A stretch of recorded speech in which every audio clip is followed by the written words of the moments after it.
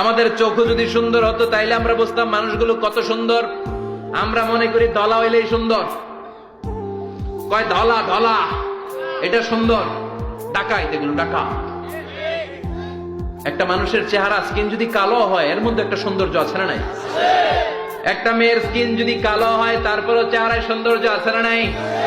কয় না হুজুর আমার বউ সুন্দর না, কালা কালা। আছে না নাই? তুই ডাকাই, তুই কি ডাকাই।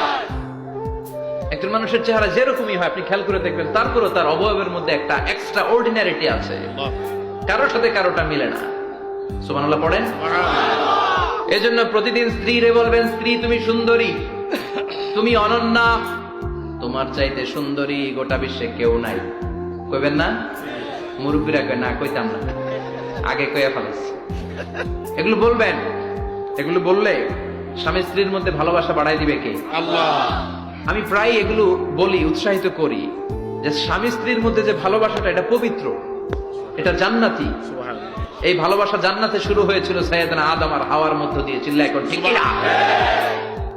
স্বামী স্ত্রী দুইজনে একের হাতের সাথে আরেকজনের হাত মিলালে হাতের সগীরা গুনাহ মাফ করে কে? আল্লাহ।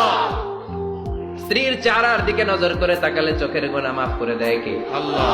স্ত্রীর জন্য প্রতি মাসে যে খরচ দেন এই টাকাগুলো সদকা দেওয়ার সওয়াব আছে না নাই? আছে। স্ত্রীকে যে দামি দামি ভ্যানিটি ব্যাগ কিনে দেন এইটা তো সওয়াব আছে না নাই? আছে। কক্সবাজারে ঘুরতে নিয়ে গেলে সওয়াব আছে না নাই? আছে। ফুল কিনে দিলে সওয়াব আছে না নাই? আছে।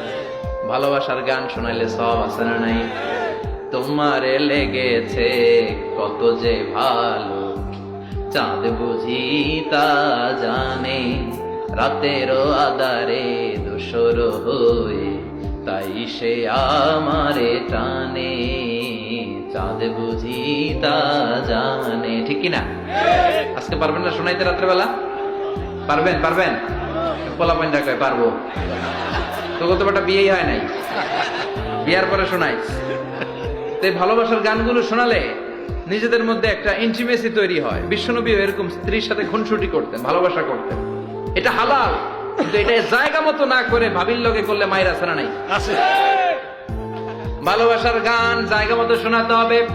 স্ত্রীকে ভালোবাসার গান না শুনিয়ে যদি চাচাতো বোনরে শোনাও, শালীরে শোনাও, পাড়ার মেয়েদের সাথে যদি টাঙ্কি মারো, ফিল্ডিং মারো, মায়ের আছে না নাই? তার মানে জায়গা মতো করলে সব সওয়াব। সুবহানাল্লাহ পড়েন। আর বিয়েটারে সহজ করে দিবেন। আমি তো সব জায়গায় বলি বিয়েটাকে সহজ করে দেন। আমরা বিয়েটারে কঠিন করে ফেলছি। একটা ছেলে এই দেশে 16 থেকে 18 বছর বয়সে ম্যাচিউরড হয়, কিন্তু ওরে বিয়ের পিড়িতে বসায় 32 বছর বয়স। তো বাকি 32 বছর কি আঙ্গুল চুষবে? কথা কন, কি করবে? ও যে পাপ কাজ করে, ও যে পর্নোগ্রাফি দেখে, ও যে মাস্টারবেশন করে, এগুলোর পার্সেন্টেজ গুনাহ মা বাবার আমলনামায় আছে না নাই? মা বাবার এত সহজে পার পেয়ে যাবেন না। ছেলে মেয়েগুলারে সময় হলে বিয়ে দিয়ে দেন। বিয়ের চেয়ে ভালো কাজ পৃথিবীতে আছে? যেই সমাজে বিয়ের খরচ বেড়ে যায় ওই সমাজে জেনার খরচ কমে যায়। বিয়ে করতে লাগে 10 লাখ, জেনা করতে লাগে 500 টাকা। কথা কন। এজন্য জেনাকে সহজ করবেন না বিয়েকে সহজ করবেন?